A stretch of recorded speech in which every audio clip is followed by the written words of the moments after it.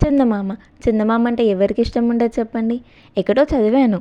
దూరం నుంచి చూస్తే చందమామ కూడా అందంగానే కనిపిస్తుందంట. కానీ దగ్గరికెళ్ళి చూస్తేనే అర్థమవుతుంది దాంట్లో రాళ్ళు రప్పలు తప్ప ఏమీ లేవు అని.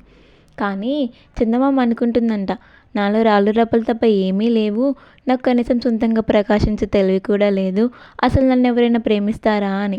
కానీ పాపం ఆ పిచ్చి చందమామకి ఏం తెలుసు, భూమి మీద కొన్ని కోట్ల ప్రజలు తనని ముద్దుగా మామ అని పిలుస్తారని. ఒక అమ్మ తన బిడ్డకి చందమామ రావే జాబిల్లి రావే అంటే గోరు ముద్దలు తినిపిస్తూ తనని చూపిస్తూనే వాళ్ళ కడుపును నింపుతుందని. ఒక అబ్బాయి తన మనసుకు నచ్చిన అమ్మాయిని చందమామతో పోలుస్తాడని. తన మీద ఎన్నో పాటలు కవితలు ఉన్నాయని. కవులు సైతం వర్ణించలేని అందం తనకి సొంతమని. సూర్యుడు నేను వెళ్ళిపోతున్నానంటూ మనకి చీకట్లు కమ్మి వెళ్ళిపోతుంటే చందమామ నేనున్నానంటూ ఆ కొద్దిపాటి వెలుగుతో వస్తుంది. నిండు పౌర్ణమి రోజు తను ఇచ్చే వెలుగు కోసం ఎంతోమంది 1000 కళ్ళతో ఎదురు చూస్తారని. తనకి ఇవన్నీ ఏమి తెలియవు కాబోలు. మీరు కూడా మీలో ఉన్న లోపాలనే కాకుండా మీలో ఉన్న మంచిని కూడా చూడండి బాసు.